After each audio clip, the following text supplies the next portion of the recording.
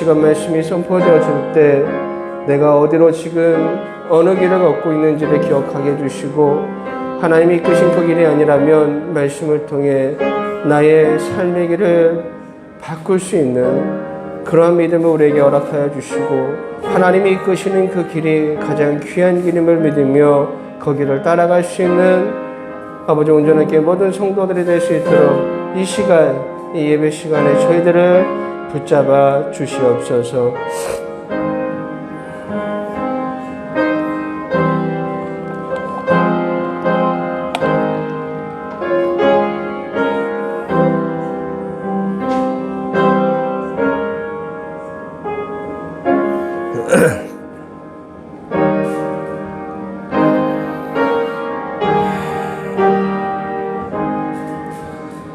하나님 감사합니다. 오늘도 주님께서 저희들의 발걸음을 주님을 예배하는 이 예배당으로 이끌어 주심을 감사합니다.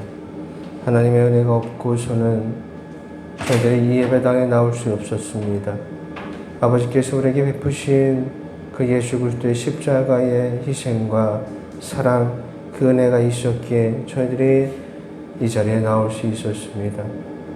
하나님, 여기 모인 주님의 백성들이 아버지께서 우리에게 베푸신 그 사랑을 알 수 있도록 도와주시옵소서. 그 은혜를, 그 희생을 믿을 수 있는 믿음을 저희들에게 허락하여 주시옵소서.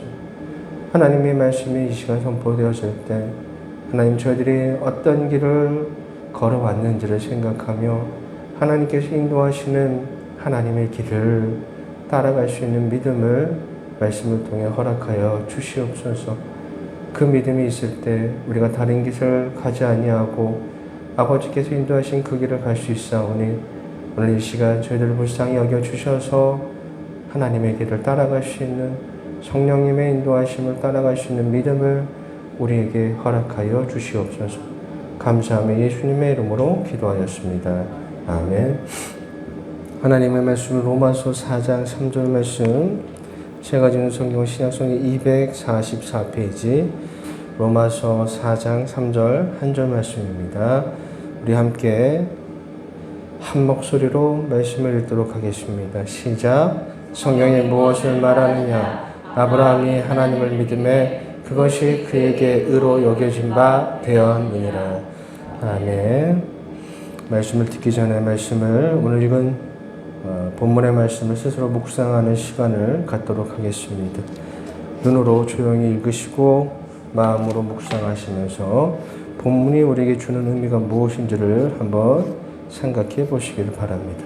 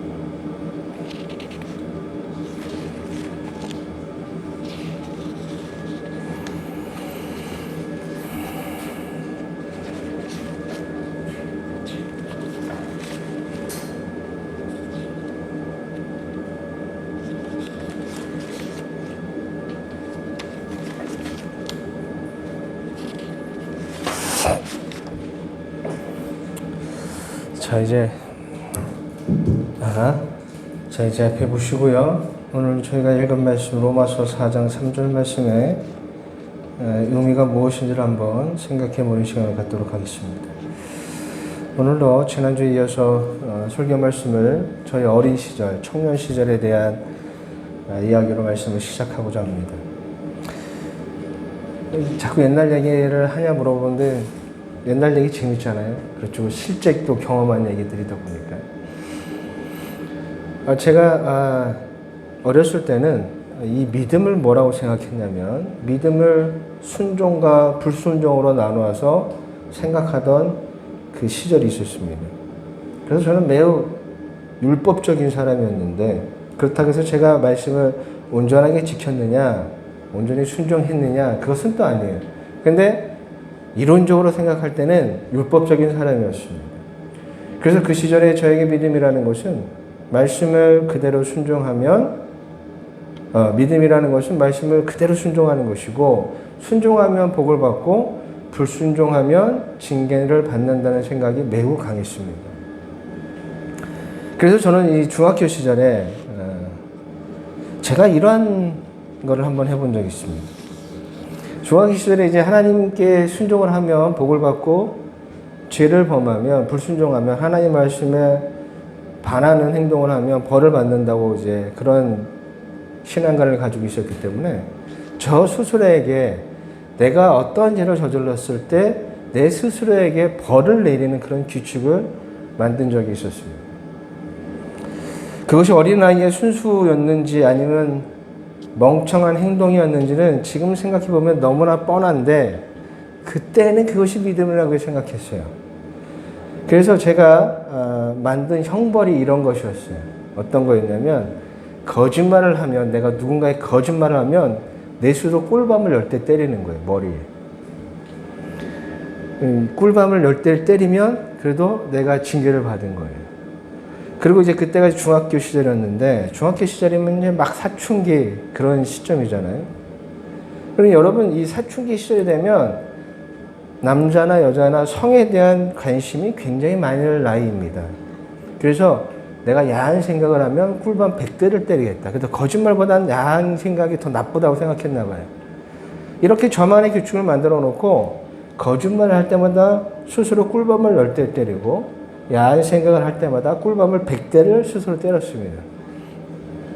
하나님 앞에서 옳지 못한 행동을 했다고 생각해서 스스로 나에게 내린 벌이었어요. 그런데 여러분, 이렇게 스스로 때리는 꿀밤도 계속 맞다 보면 굉장히 아픕니다. 그래서 처음에는 이 내가 저지른 죄의 심각성을 생각해서 세게 때렸는데, 조금 시간이 지나니까 아프니까 이제 대충 때리는 거예요. 근데 여러분, 무엇보다 저를 힘들게 한 것은 사춘기 시절이잖아요.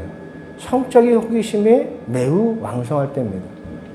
제가 조사해 보니까 육체적으로 볼 때 이 사춘기 시절에 성 호르몬의 분비가 최고조로 이른다고 합니다. 그러니 하루에도 몇 번씩 야한 생각이 날 수밖에 없겠죠. 10대인데. 그러면 그 할 때마다 100대씩 쌓이는 거예요. 그럼 이 100대가 1000대가 되는 순간은 순식간입니다. 나중에는요, 내가 때리는 이 머리가 아픈 게 아니라 내가 때리는 손과 어깨가 아파요. 하도 많이 때리다 보니까. 지금 생각해보면 참 멍청한 짓인데, 이 순수와 멍청은 한 끗 차이인 것 같아요. 어떻게 보면 순수하지만 어떻게 보면 되게 멍청한 거죠. 근데 그때는 그게 내 나름의 믿음이었어요. 순종하면 복을 받고 불순종하면 벌을 받는 것이 믿음인 줄 알았어요. 그래서 하나님한테 더 큰 징계를 받기 전에 내가 내 스스로에게 그러한 벌을 내렸던 거예요. 근데 왜 제가 이런 생각을 하게 되었냐면, 그렇게 신앙교육을 받아왔기 때문이에요. 상벌 위주의 신앙교육을 받아왔고, 순종하면 상을 받고, 불순종하는 벌을 받는다는 이 상벌 위주의 신앙교육을 제가 어렸을 때부터 받아왔기 때문에 스스로 그렇게 규칙을 만들어 놓았던 거예요. 순종하면, 주일학교 다닐 때 순종하면 포도 열매 스티커를 하나 줍니다. 그러면 그것을 이제 새학기가 시작되는, 주일학교도 새학기가 시작되잖아요. 새학기 시절에 나누어주는 포도 열매 나무가 있어요. 그러면 거기다가 내가 받은 포도 열매 스티커를 붙이죠. 그래서 나중에는 이걸 많이 붙인 사람이 적게 붙인 사람보다 큰 상품을 받을 수가 있었습니다. 그때의 순종이라는 건 이런 거였어요. 예배 시간에 지각하지 않기, 예배 시간에 잘 출석하기, 매주 예배에 출석하기, 그리고 숙제에 내준 성경 암송 구조를 잘 외우는 거. 그럴 때마다 출석하면 하나, 지각하지 않으면 하나, 성경 구절 하나를 외우면 또 하나를 받죠.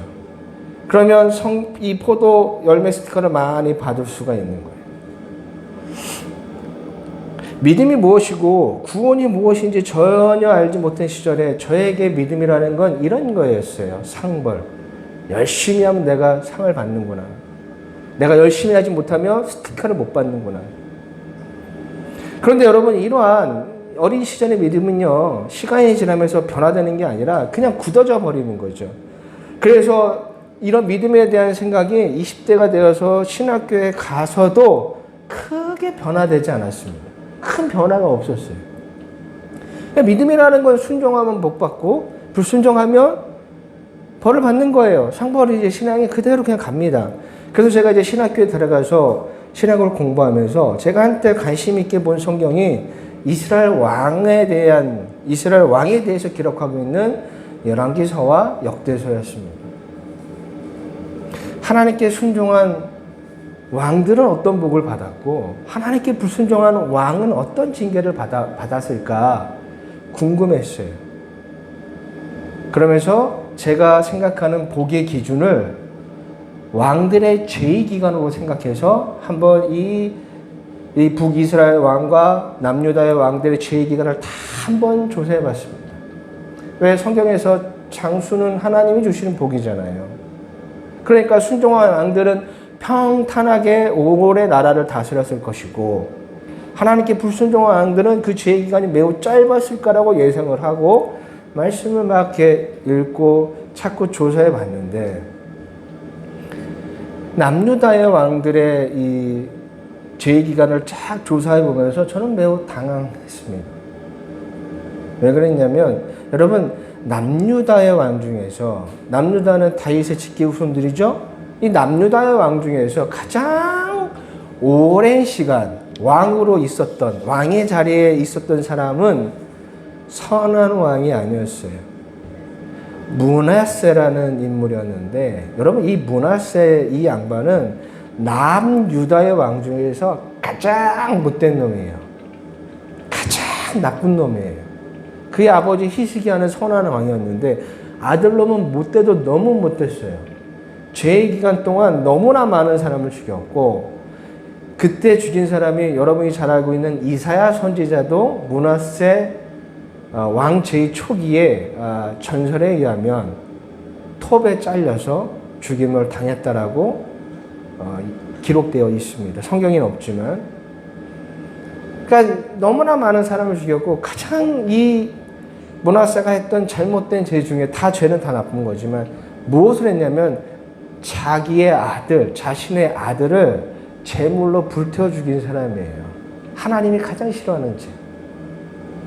그런데 이렇게 정말 나쁜 왕이고 못된 놈이고 나쁜 놈인데, 야, 이 놈이 남유다의 왕 중에서 가장 오랜 시간 왕으로 있었던 사람이에요. 55년 동안.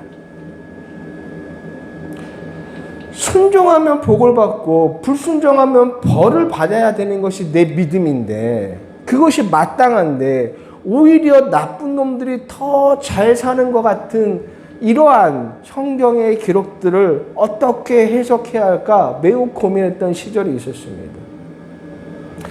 여러분, 잘못된 식습관이 우리의 육체의 몸을 망치는 것처럼 잘못된 신앙이 믿음을 얼마나 왜곡된 시선으로 성경을 보게 하는지 저를 통해서 알 수가 있습니다. 내가 믿음이라고 생각했던 그 왜곡된 시선으로 성경을 보니까 성경이 제대로 해석이 안 되는 거예요. 그러다 보니까 어떻게 해요? 나중에는 내가 보고 싶은 것만 보는 거예요. 저는 어려서부터 그렇게 배웠습니다. 믿음이라는 것은 하나님께 순종하는 것이고, 순종하면 복을 받고 불순종하면 벌을 받고, 예수 믿으면 잘 되고 불순종하면 병이 생기고 불미스러운 일이 벌어지고, 주일 예배에 빠지면 그 주간에 갑자기 가족 중 누가 하나가 아프고 드려야 될 헌금을 드리지 않으면 그만큼의 돈을 잃어버리고, 갑작스럽게 나에게 고통스러운 문제가 발생할 수 있다는 식의 신앙교육을 저는 어려서부터 받아왔기 때문에 그게 신앙인 줄 알았어요.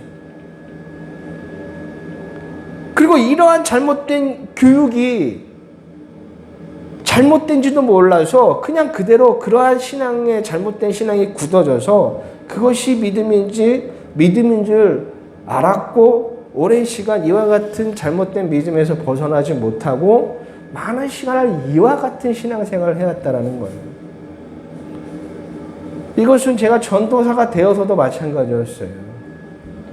내가 열심히 사역하고 내가 열심히 희생하고 봉사하고 헌신하면 분명히 잘 될 거야. 전도사 시절에 저는 9년을 처음에 했는데 단 한 차례도 사례비를 받아본 적이 없었습니다. 옛날에 제가 이건 나에겐 큰 자랑거리였어요. 단 한 푼도 받은 적이 없어요. 오히려 제가 돈을 쓰면서 청년들과 학생들을 먹이고 내 시간을 내어서 학생들과 시간을 보내서 저의 30대 시절에 제 가족들과 함께한 여행을 간 적이 거의 없습니다. 왜냐하면 매 주말이면 우리 집에 학생들과 청년들이 찾아왔거든요. 그래서 가족 모임, 친척 결혼식도 가본 일이 거의 없습니다. 한때는 이것이 저의 자랑거리였어요. 야, 나는 이 정도 헌신한 사람이고 난 이 정도로 하나님께 진심인 사람이야. 나는 이 정도로 하나님을 위해 희생한 사람이야.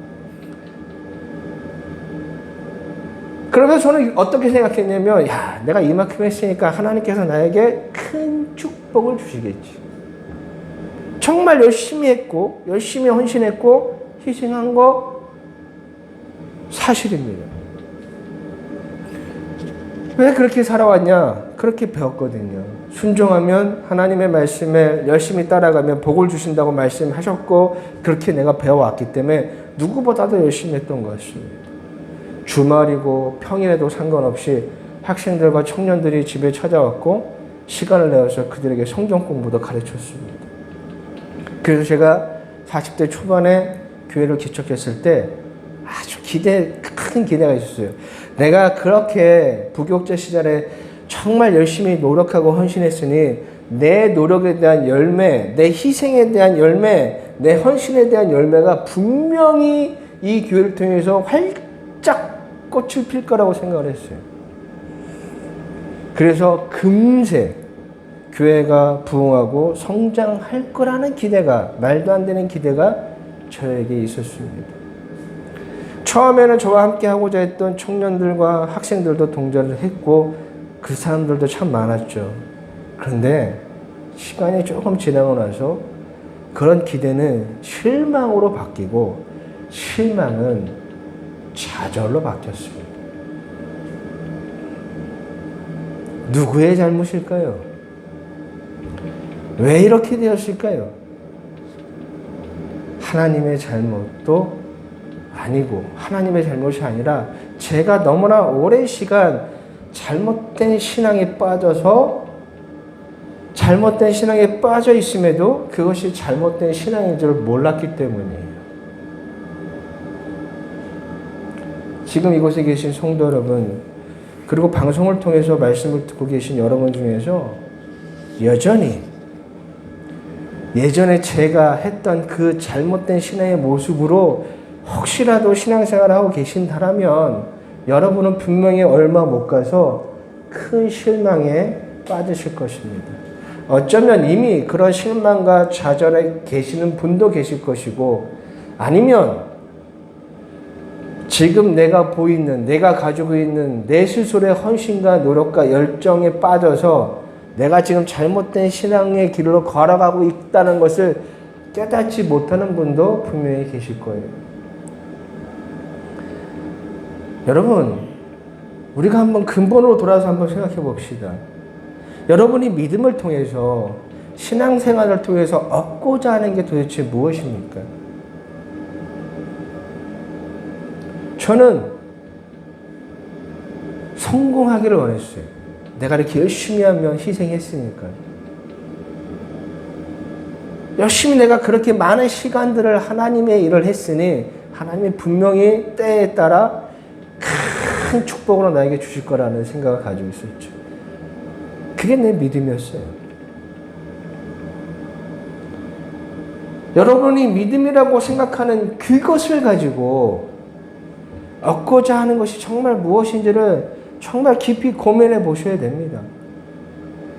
너무나 오랜 시간 믿음을 잘못 알고 있고 잘못 가르치고 있고 잘못된 신앙생활하는 사람들이, 저와 같은 사람들이 너무나 많이 있습니다. 그러니 신앙생활을 열심히 하면 할수록 그 안에는요, 막 평안이 넘쳐야 되고 평안이 있어야 되고 기쁨과 만족이 있어야 되는데, 성경이 그렇게 기록하고 있는데 실제로 내가 경험하는 건 부담감이고 피곤함이고 고통과 좌절이죠. 열심히 했는데 안 되니까. 정말 많은 분들이 예전에 제가 범했던 그와 같은 실수를 지금도 계속 저지르고 있는 거예요. 내 열정이 곧 신앙이고 내 순종이 곧 믿음이고 내 헌신과 노력의 대가와 열매가 나에게 축복으로 올 것이라는 그 막연한 기대를 내가 마음으로 간절히 믿으면 그것이 믿음이라고 생각하면서 신앙생활하는 사람들이 얼마나 많이 있습니까?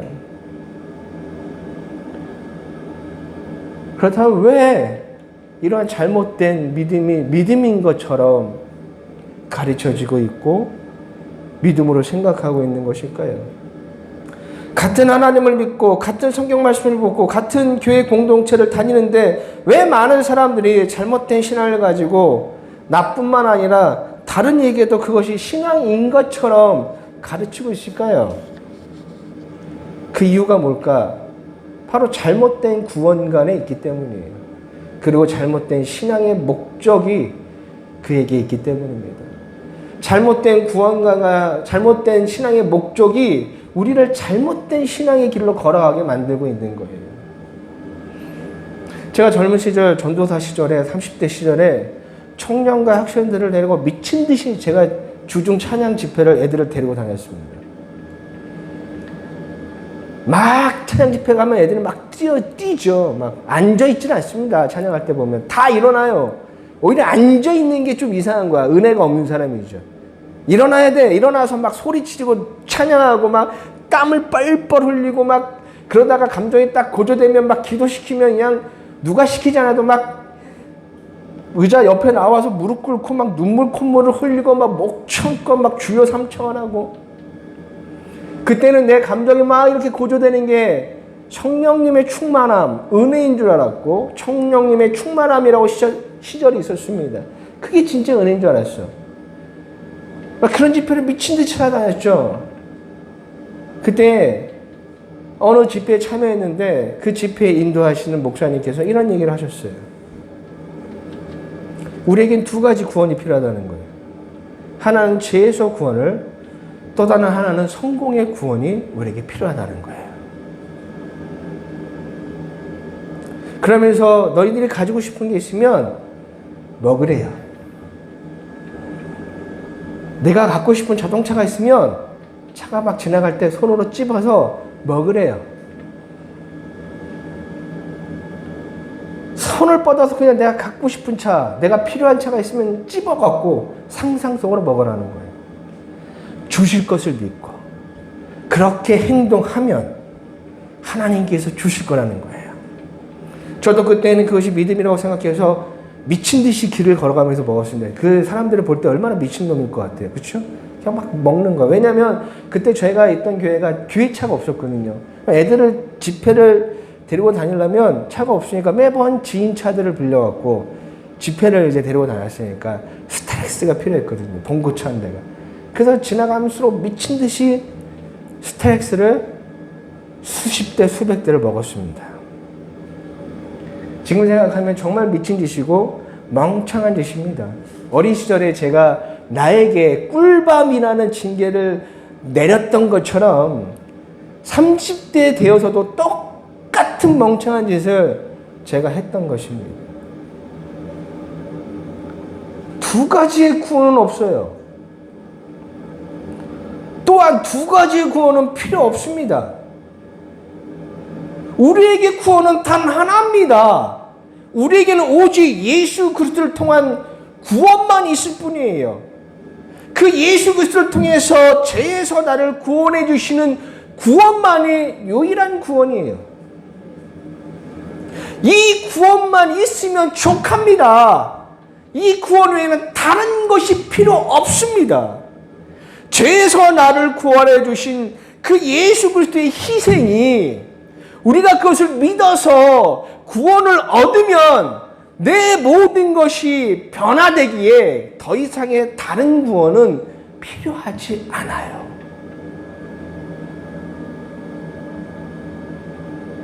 그리고 오직 이 구원은 예수님을 믿는 믿음으로 얻게 됩니다. 저와 여러분이 예수님을 믿는 이유, 믿게 되는 이유, 믿어야 하는 이유는 바로 이 한 가지예요. 죄에서 나를 건져내 주시는 이 구원 때문에 우리가 믿는 거예요. 그것이 우리의 구원관이고 그것이 우리의 믿음의 목적입니다. 유일한 목적인 거예요. 저와 여러분은 믿음을 통해서 얻어야 하는 거, 얻게 되는 건 바로 이 구원 한 가지뿐입니다. 그런데 이 죄에서 얻게 되는 죄에서의 구원 말고 다른 구원을 원하는 사람들이 너무나 많이 있어요. 그리고 그것이 믿음인 거라고 생각합니다. 잘못된 구원관, 잘못된 신앙의 목적이 저와 여러분을 잘못된 신앙의 길을 걷게 하면서도 그 길이 잘못된 길인지 모르고 있다라는 거예요. 여러분, 잘못된 구원관과 잘못된 믿음의 목적은요, 어느 순간 여러분을 굉장히 힘들게 만들 거예요. 그리고 하나님을 오해하게 만들 것이고 그 오해가 하나님에 대한 실망으로 바뀌어질 거고 그 실망이 하나님에 대한 의심으로, 불신으로 발전하게 될 겁니다. 사도 바울이 오늘 본문에서 말씀하고 있는 이 아브라함, 우리가 보통 이 아브라함을 믿음의 조상이라고 부르죠. 이 믿음의 조상이라고 부르는 이 아브라함이 처음부터 믿음이 있었던 사람은 아닙니다. 유대인의 탈무드를 보면 그 사람들은 아브라함이 태어날 때부터 어린 시절부터 하나님에 대한 신뢰가 믿음이 남달랐다라고 표현하고 있지만 어디까지 그것은 탈무드의 이야기일 뿐 성경은요 그의 어린 시절에 대한 기록을 하지 않고 있습니다. 그리고 말씀을 잘 읽어보시면 그가 어린 시절부터 믿음이 있었다라고 볼 수는 없어요. 어린 시절 그의 믿음이 남달랐다는 탈무드의 기록을 신뢰할 수 없는 것은 창세기 12장, 13장, 14장, 15장 그의 인생이 기록된 이야기만 보더라도 알 수가 있어요. 아브라함이 처음부터 믿음이 있었던 건 아니에요. 분명 그가 하나님의 말씀을 듣고 고향과 친척과 아비의 집을 떠나서 가나안으로 향한 그 행동은 굉장히 대단한 것이지만 그 행동 하나만 가지고 그의 믿음이 온전하다라고 볼 수는 없습니다. 왜냐하면 정말 아브라함이 하나님에 대한 믿음과 신뢰가 확고했다면 그 들어간 땅에 기근이 생겼다고 해서 바로 이집트로 도망가지는 않았을 거예요. 이것을 보면 내가 하나님을 아는 것과 하나님을 믿는 것은 다르다는 것을 알 수가 있어요. 하나님의 말씀을 들었으니까 하나님을 알겠죠. 근데 그 아는 것이 정말 제대로 아는 것인가? 하나님을 여러분 제대로 알면 그것이 믿음으로 나가게 되는데 그냥 하나님을 그냥 아는 정도와 하나님을 제대로 알아서 믿는 것과는 분명히 좀 다르다는 것이죠.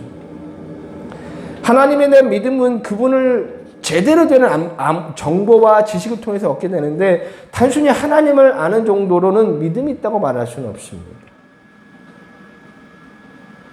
그리고 우리가 한 가지 생각해 볼 것이 있다면 아브라함이요 하나님의 말씀을 듣게 된 그 배경을 살펴보면 정말 이 사람에게 하나님에 대한 절대적인 신뢰와 믿음이 있었을까를 조금은 의심해 볼 필요가 있습니다. 왜냐하면 아브라함이 하나님을 만나게 된 그 배경을 보면 하나님을 절대적으로 신뢰했기 때문에 절대적으로 믿었기 때문에 하나님의 말씀에 순종했느냐? 꼭 그렇지만은 않아요. 아브라함이 처음 하나님을 만났을 때는 아브라함에게 고통의 문제가 있었습니다. 우선 아브라함과 그의 가족들은 좀 더 나은 삶을 살기 위해서 아버지와 함께 고향을 떠나서 한 곳에 정착하지 못하고 계속 이리저리 떠돌아다니고 있었어요. 그리고 그에게는 정착의 문제보다 더 큰 문제가 있었는데 그것이 뭐냐면 자녀가 없었습니다. 당시 고대 사회에서 부부에게 자녀가 없는 건 큰 수치거리였어요. 가장 큰 수치였어요. 왜냐하면 그것은 신의 저주였기 때문입니다. 신의 노염을 받은, 그래서 저주를 받아서 자녀를 갖지 못하게 된 것으로 당시 사람들은 생각했기 때문에 아브라함과 이 사라 부부는 매우 힘든 시간을 보낸 거예요. 아, 쟤는 신의 저주를 받은 부부구나. 사람들의 손가락질을 당하는 거죠. 그런 힘든 시기에 하나님의 말씀을 아브라함이 듣게 되는데 그 말씀의 핵심이 뭐예요? 자녀에 관한 약속이었어요. 창세기 12장 1절과 2절 말씀입니다. 우리 한번 읽어보도록 하겠습니다. 시작. 여호와께서 아브라함에게 이르시되 너는 너의 고향과 친척과 아버지 집에 떠나 내가 네게 보여줄 땅으로 가라. 내가 너 크게 이루고 내게 복을 주어 내 이름을 창대케 하리니 너는 복이 될지라. 아멘. 여기서 핵심은 뭡니까? 내가 너에게 말을 할 텐데 내가 나의 말을 듣고 떠나면 내가 너로 큰 민족을 이루겠다. 다시 말해서 뭐예요? 후손을 주겠다라는 말씀이죠. 온갖 노력을 해도 이 자녀라는 이 고통의 문제를 스스로 해결할 수 없었던 아브라함에게 어느 날 하나님이 찾아와서 고향과 친척 아버지의 집을 네가 떠나서 내가 지시한 땅으로 가면 내가 네 스스로 얻을 수 없는 그 후손의 문제를 내가 해결해 주겠다라는 이러한 하나님의 말씀은 아브라함에게는 큰 기회였던 거예요. 자녀를 갖기 위해서 얼마나 노력을 했겠습니까? 많은 노력을 했겠죠. 좋은 약을 갖다 써보기도 하고 온갖 방법을 다 해봤는데 실패했는데 어느 날 신이라는 분이 찾아와서 내가 내 말에 순종하면 내가 너에게 자녀를 주겠다라는 이 신의 계시가 아브라함에게는 큰 기회였던 것입니다. 이렇게 아브라함은 자신의 고통을 통해서 하나님을 알게는 되었어요. 하지만 그것이 곧 하나님에 대한 절대적 신뢰나 믿음으로 이어가지 못했다라는 것은 우리가 그 이후에 기록된 말씀을 통해서 충분히 알 수가 있습니다. 말씀을 듣고 가나안에 들어갔지만 그는 여전히 자신의 인생의 모든 결정을 하나님을 신뢰하는 모습으로 하나님을 믿는 쪽으로 판단하고 결정하고 따르는 것이 아니라 그냥 자신의 경험과 자신의 생각으로 판단하고 결정하는 그 하나님의 말씀을 듣기 전과 똑같은 모습으로 살아갔던 사람이었습니다. 아브라함의 입장에서 보면 하나님은 내 인생의 전부를 인도하시고 책임져 주시는 분이 아니라 내가 해결할 수 없는 문제를 해결해 주는 나보다는 좀 더 나은 존재라고 생각했을 뿐입니다. 그래서 창세기 15장을 보시면 아브라함이 어떤 사건을 통해서 막 두려워할 때 하나님이 아브라함을 찾아가서 이와 같은 말씀을 하세요. 이때가 아브라함이 하나님의 말씀을 듣고 가나안 땅에 정착을 들어간 지 약 10년이 지날 때쯤이었는데 하나님이 이와 같은 말씀을 하십니다. 창세기 15장 1절 말씀이에요. 우리 한번 읽어보도록 하겠습니다. 시작. 이후에 여호와의 말씀이 환상 중에 아브라함에게 임하여 이르시되 아브라함아 두려워하지 말라. 나는 내 방패여 너의 지극히 큰 상급이라. 아멘. 여러분 이 15장 1절 말씀이 매우 중요한 말씀이에요. 여기에 하나님께서 아브라함을 부르신 목적 그리고 그의 아브라함을 통해서 왜 가나안으로 가라고 하셨는지, 왜 가나안으로 이끄셨는지 그 목적이 여기 들어있는 거예요. 하나님께서 아브라함을 부르시고 갈 길을 지정하시고 그 길로 가라고 하신 이유가 여러분 이 말씀을 통해서 여러분은 뭐라고 생각하십니까? 뭘 것 같아요? 왜 하나님께서 아브라함에게 가나안으로 가라고 하셨을까요? 이 15장 1절 말씀이 매우 중요한 말씀인데 아브라함이 지금 두려워할 때 하나님이 두려워하는 아브라함에게 이렇게 말씀하시죠. 나는 너의 지극히 큰 상급이다 라고 말씀하십니다. 상급은 왕이 신하에게 주는 선물이자 보상이에요. 지금 말씀 속에서 하나님이 아브라함에게 주고 있는 상급이 무엇입니까? 하나님이에요. 내가 너의 상급이다. 하나님 그분 자체가 상급인 거예요. 하나님의 말씀에 따라갈 때, 하나님의 말씀에 순종할 때 아브라함이 얻게 될 가장 큰 상급은 하나님 그분 자체라는 거예요. 이 말씀이 의미하는 게 뭐예요? 하나님을 제대로 알게 되는 것이 가장 큰 축복이자 선물이자 보상이자 상급이라는 거예요. 하나님께서 아브라함에게 가나안 땅으로 가라고 하신 이유, 왜 꼭 가나안이어만 할까요? 그 지역에 수많은 지역들이 있잖아요. 솔직히 어떤 지역을 가도 상관은 없습니다. 그런데 하나님께서 가라고 하신 곳이 가나안이에요. 그럼 왜 가나안을 가라고 하셨을까? 여러분, 가나안은요, 다른 지역에 비해서 매우 안 좋은 땅이에요. 그 지역은 다른 지역에 비해서 좋은 땅이 아닙니다. 상당히 메마른 땅이에요. 여러분, 그 당시에는요, 메소포타미아, 그 다음에 이집트가 좋은 땅이었어요. 왜 좋은 땅이에요? 거기에는요, 마르지 않는 강물이 계속 흘러서 그 주변의 땅들을 비옥하게 만들었거든요. 그래서 기근이 찾아와도 상당 기간을 버틸 수가 있는 거예요. 그런데 그에 비해서 가나안은 비옥한 땅이 아니에요. 그런데 하나님이 아브라함으로 하여금 그곳을 가라고 말씀하십니다. 여러분 왜 그랬을까요? 여러분 생각해 볼 때. 좋은 걸 좀 주시지. 좋은 땅으로 가면 얼마나 좋겠습니까? 그런데 왜 그렇게 메마른 땅인 가나안으로 하나님께서 가라고 말씀하셨을까요? 왜냐하면 그곳에 가야 하나님을 배울 수 있고 하나님을 제대로 알 수 있기 때문입니다. 내가 가진 조건이 많으면, 내가 의지할 것이 많으면 하나님을 제대로 배울 수가 없어요. 이집트와 그 나일강에 있는 이집트와 메소포타미아처럼 마르지 않는 강이 있으면 그 사람은 하나님을 의지하지 않고 강을 의지하게 되어 있어요. 내가 가진 것이 많으면 내가 가진 것을 의지하는 것이 사람인 거예요. 근데 가나안 땅은 메마른 땅이에요. 그래서 아브라함이 가나안에 들어갔을 때처럼 기근이 자주 발생하는 곳이 그것입니다. 그곳에 가면요, 하나님 외에는 다른 것을 의지할 수 없는 환경이 바로 가나안인 거예요.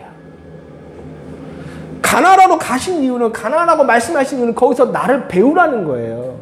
하나님의 말씀을 듣고 가나안 땅에 들어가긴 했지만 아브라함은 하나님이 누군지 어떤 분이신지 잘 몰라요. 그가 그 속에서 생활하면서 여러 가지 환경들을 경험하게 되고 네가 스스로 할 수 없는 일들이 굉장히 많을 때 그 속에서 나를 배우라는 거예요. 그 속에서 나를 알라고 하나님께서 보내신 겁니다. 하나님은 다른 것을 의지할 수 없는 그곳으로 하나님만을 보고 하나님이 누구신지를 배우고 하나님이 어떤 분이신지를 배우고 그분을 의지하고 하나님을 신뢰하는 법을 배우기를 원하셨던 거예요. 여러분, 가나안은 무법천지입니다. 대부분 다 도시국가 형태였어요. 약탈과 범죄가 판을 치는 곳이었습니다. 그곳에 살아남기 위해서는 힘이 있어야 되는데 아브라함은 힘이 없잖아요. 하나님이 고향을 떠나라고 했죠. 친척을 떠나라고 했죠. 아버지를 떠나라고 했기 때문에 그를 보호해줄 보호막이 전혀 없었어요. 오직 하나님만을 의지할 수밖에 없는 상황인 거예요. 그래서 그곳으로 가라고 한 것입니다. 그곳에 가서 하나님이 누구인지를 제대로 알고 제대로 배우라고 가나안 땅으로 보내신 겁니다. 그래서 바로 오늘 우리가 좀 전에 봤던 창세기 15장 1절 말씀에 하나님이 이와 같은 얘기를 하신 거예요. 내가 너의 방패, 이 무법천지에서 내가 너를 보호해줄 방패이고 내가 너의 큰 상급이다라고 말씀하고 있어요. 하나님이 아브라함을 불러서 가나안 땅으로 이끄신 이유는 그 속에서 하나님을 보고 배우라는 것이죠. 하나님만을 의지하라는 것이죠. 그런데 하나님의 목적은 거기 있었는데 아브라함의 생각은 달랐습니다. 하나님께서 아브라함에 나타나셔서 내가 너의 방패고 내가 너의 지극히 큰 상급이다. 이것이 내가 너를 이 땅으로 이끄신 이유라는 걸 알려줬음에도 불구하고 아브라함의 생각은 온통 후손에 대한 문제에 초점이 맞춰져 있어요. 그래서 15장 1절에서 내가 너의 지극히 큰 상급이야. 두려워하지 마. 내가 다 보호해 줄 거야. 아무리 옆에 있는 수많은 나라가 있어도 쟤네들은 널 못 건드려. 왜? 내가 다 막아줄 거거든. 그 속에서 너는 나를 배우고 알고 쟤도 나를 경험하기만 하면 돼. 그러면서 믿음이 성장할 거야. 라고 하나님께서 말씀할 때 아브라함이 뭐라고 말하는 줄 아십니까? 하나님, 그러면 내가 얻는 보상은 뭐죠? 라고 묻습니다. 내가 너의 보상이라고 말하고 있는데 하나님, 내가 그렇게 하면 내가 어떤 보상을 얻을 수 있습니까? 자, 15장 2절 말씀이에요. 자, 한번 읽어보도록 하겠습니다. 시작. 아브라함이 이르되 주 여호와여 무엇을 내게 주시려 하나이까 나는 자식이 없사오니 나의 상속자는 다메섹 사람 엘리에셀이나이다. 자, 하나님이 내가 너의 지극히 큰 보상이다, 상급이다 라고 했는데 지금 아브라함이 뭐라고 해요? 하나님 도대체 나에게 뭘 주시려고 하십니까? 이렇게 되묻고 있어요. 자, 하나님이 가나안으로 이끄신 그 목적과 지금 아브라함이 이 가나안 땅에 와서 하나님께 얻으려고 하는 것이 전혀 다르죠. 목적이 다르죠. 하나님이 말씀하시는 보상은 이곳에서 나를 제대로 알라라고 말씀하고 계시는데 아브라함에게서 보상은 뭐예요? 후손인 거예요. 후손. 내가 잘 믿으면 후손을 얻는 것. 하나님의 목적과 아브라함의 목적이 달랐습니다. 그러니 그렇게 많은 실패를 아브라함이 계속한 거예요. 우리가 이와 같습니다. 하나님께서 예수 그리스도를 통해서 주시는 은혜는 구원입니다. 죄에서 우리를 구원해 주시는 것. 우리가 예수님을 믿을 때 얻게 되는 가장 큰 은혜는 자기들을 희생시키며 하나님께서 우리에게 주신 그 은혜는 우리를 죄에서 구원해 주시는 거예요. 죄에서 이끌어내 주시는 거예요. 죄에 놓여있던 우리들을 이끌어내셔서 하나님의 자녀 삼는 것이 하나님의 구원의 목적이에요. 그런데 우리는 아브라함처럼 다른 구원을 찾고 있어요. 어떤 구원? 이 땅에서의 성공하는 구원을 찾고 있는 거예요. 그래서 내 문제가 해결되는 것이 믿음이고 내 아픔이 해결되는 것이 신앙이고 내가 원하는 것을 이루고 얻는 것이 아주 좋은 신앙을 가진 사람이라고 우리는 생각을 합니다. 그래서 순종하면 내가 원하는 복을 많이 받는 것이 믿음이라고 여전히 많은 사람들이 생각을 합니다. 그래서 헌신하고 그래서 순종하고 그래서 희생하고 그래서 봉사하고 그래서 그렇게 예배하고 그렇게 기도하고 그렇게 신앙생활을 하고 있는 거예요. 하나님을 아는 것이 하나님을 제대로 아는 것이 가장 큰 보상인데 너무나 많은 사람들이 자신이 원하는 것만을 찾고 있는 아브라함처럼 다른 걸 찾고 있어요. 우리가 예수 그리스도를 통해서 얻는 것은 죄에서 구원인데 많은 사람들이 원하는 것은 내가 원하는 삶, 내가 갖고 싶은 삶, 그것을 구원으로 생각하고 그것을 믿음으로 생각하고 있다는 거예요. 구원을 얻으셔야 합니다. 죄에서 구원을 얻으면 모든 문제가 해결이 됩니다. 여러분, 사람의 몸에 질병이 생기면 어떻게 해야 돼요? 몸속에 암이라는 질병이 생기면 어떻게 해야 돼요?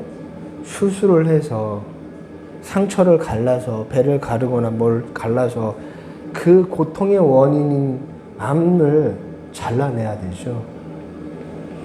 그래서 그거를 잘라내고 수술을 잘 해야 나를 고통스럽게 하는 그 질병에서 인간이 해병을 될 수 있잖아요. 그런데 내 몸이 아파요. 막 속이 쓰려요. 그 암이라는 질병 때문에 막 속이 쓰려요. 아파. 아프니까 뭐예요? 진통제만 먹습니다. 진통제만 먹으면 어떻게 돼요? 진통제를 먹을 때는 잠시 잠깐 그 고통이 사라지기는 해요. 근데 시간이 지나면 여전히 그 나의 고통의 근원인 그 질병은 사라지지 않기 때문에 그 진통제가 나에게 주는 그 시간이 지나고 나면 더 큰 고통으로 나에게 찾아오는 겁니다. 아들의 문제가 해결되면 아브라함이 더 다른 고통의 문제가 그냥 사라질까요? 여러분이 지금 가지고 있는 여러분의 고통의 문제가 해결되면 여러분의 모든 고통의 문제가 그냥 저절로 사라집니까?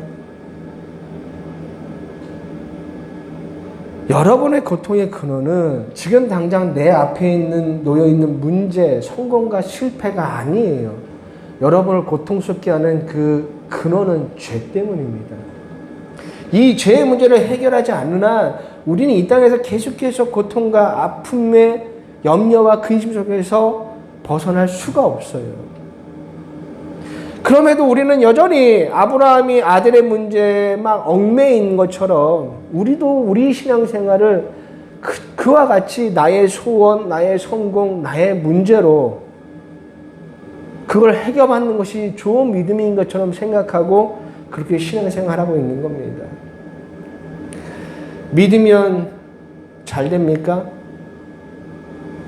잘 되면 좋을까요? 잠시나마 기쁘겠죠. 내가 원하는 것을 얻었고 성공했으니 너무나 좋겠죠. 하지만 그 기쁨, 그 만족은 잠시뿐이에요. 죄에 놓인 우리는 여전히 공허할 것이고 허전한 가운데 우리는 무언가를 채우지 않으면 여전히 불안하고 만족하지 못한 인생을 계속 반복적으로 살아갈 수밖에 없습니다. 여러분, 저와 여러분이 죄에서 얻는 그 구원, 예수 그리스도의 십자가를 통해서 얻게 되는 그 구원이 아니라 자꾸 다른 구원을 찾고 생각하고 신앙생활을 하고 계신다라면 제가 설교 서두에서 말씀드렸던 제 어린 시절 그 잘못된 신앙에서 여러분은 벗어날 수가 없습니다. 저는 너무나 오랜 시간 이 잘못된 신앙에서 벗어나지 못해서 실망과 좌절 가운데 하나님을 의심한 적이 많았고 하나님을 원망한 적이 굉장히 많습니다. 내가 이렇게 열심히 노력하는데 내가 열심히 이렇게 헌신했는데 내가 당신의 일이라고 해서 내가 많은 걸 포기하고 이렇게 희생했는데 어떻게 저에게 이러실 수 있습니까? 이런 기도 굉장히 많이 했어요. 왜 나에게 풍성한 열매를 주시지 않으십니까? 하나님을 원망한 적도 많았어요. 이게 다 잘못된 신앙에서 근거한 결과입니다.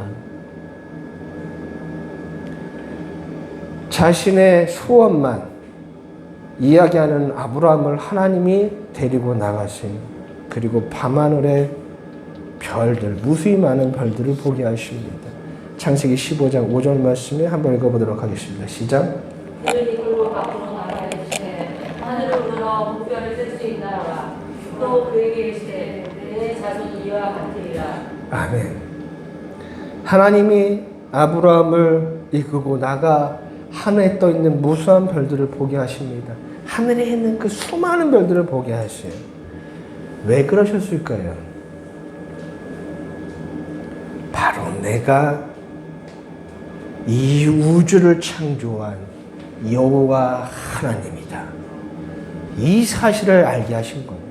내가 이 땅을 창조한 신 하나님이다. 내가 이 땅을 창조하였고 내가 이 땅을 다스리며 내가 이 땅을 보살피는 하나님이다.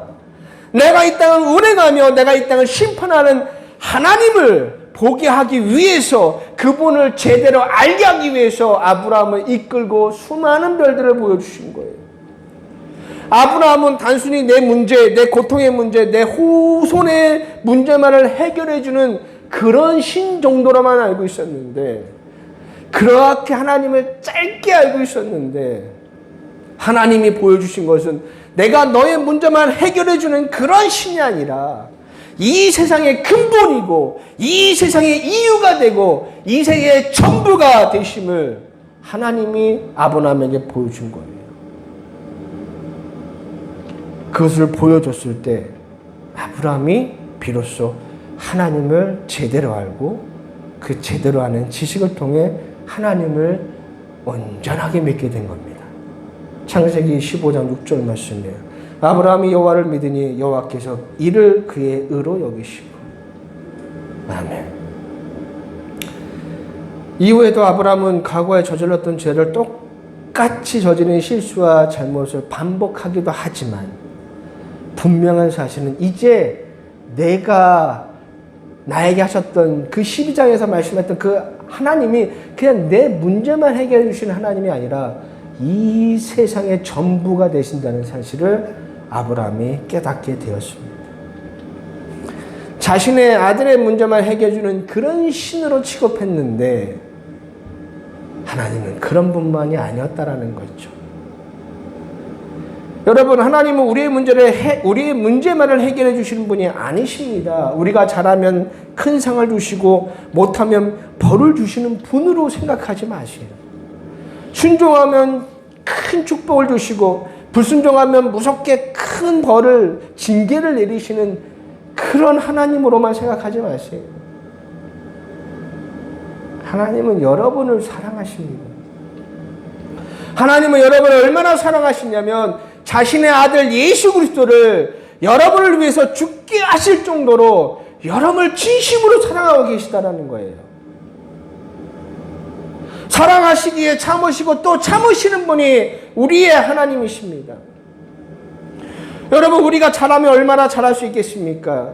우리가 지난주에도 이 문제도 생각해 봤지만 우리의 노력은 거기서 거기에요.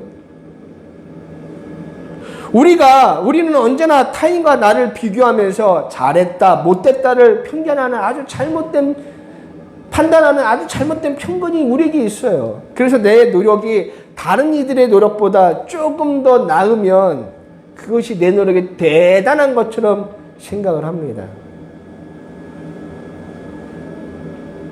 여러분, 저와 여러분이 이 순간 알아야 하는 것은 하나님이 우리를 정말로 사랑하신다는 거예요. 여러분을 너무나 사랑하셔서 여러분을 죄에서 구원하시기 위해서 아들을 보내주셨고 그 아들의 죽음을 통해서 저와 여러분을 죄에서 구원해 주셨다는 그 사실, 그 한 가지가 가장 큰 축복이고 가장 큰 보상이고 가장 큰 상급이라는 거예요. 그 어떤 문제보다 우리의 모든 문제의 근원이 되는 그 죄에서 우리를 구원하시기 위해서 자신의 아들을 희생시킨 그 하나님의 사랑을 저와 여러분이 아셔야 합니다. 우리가 믿음을 통해서 얻어야 하는 거, 알아야 되는 건 바로 이 사랑이에요. 내가 이 사랑을 믿음으로 알게 될 때 우리는 무엇으로 하나님 앞에서 자랑할 수가 없는 존재가 됩니다.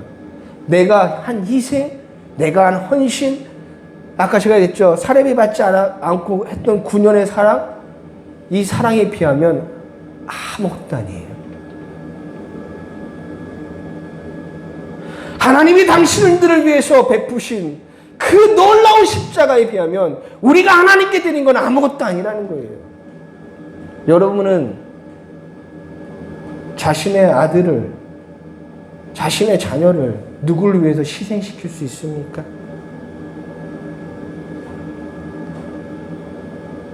하나님은 여러분을 구원하시기 위해서 자신의 아들을 희생시키셨어요. 진짜 사랑이죠.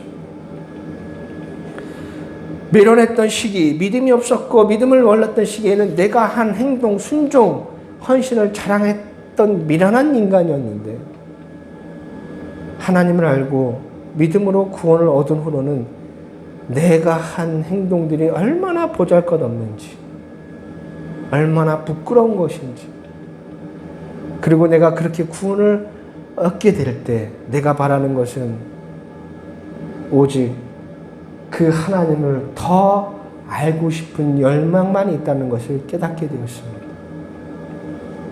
하나님을 더욱 원하고 하나님을 더욱 알기를 원하고 하나님과 더욱 함께하기를 늘 함께를 원하는 사람이 됩니다. 그래서 그분을 간절히 원하는 그 열망 가운데 하나님의 말씀에 순종하려고 하는 사람이 되는 거예요. 하나님과 더 함께하기 위해서 헌신하고 하나님과 더 함께하기 위해서 희생하고 하나님과 더 함께하기 위해서 순종하려고 하는 거, 뭘 얻기 위해서가 아니라 오로지 하나님과 더 가까이 하기 위해서.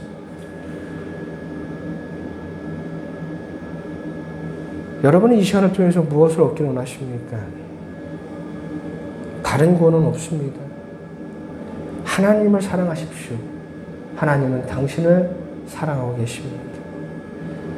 저와 여러분을 사랑하신 하나님이 자신의 아들 예수 그리스도를 우리에게 보내주시고 아들의 죽음으로 우리를 죄에서 구원하여 주셨습니다.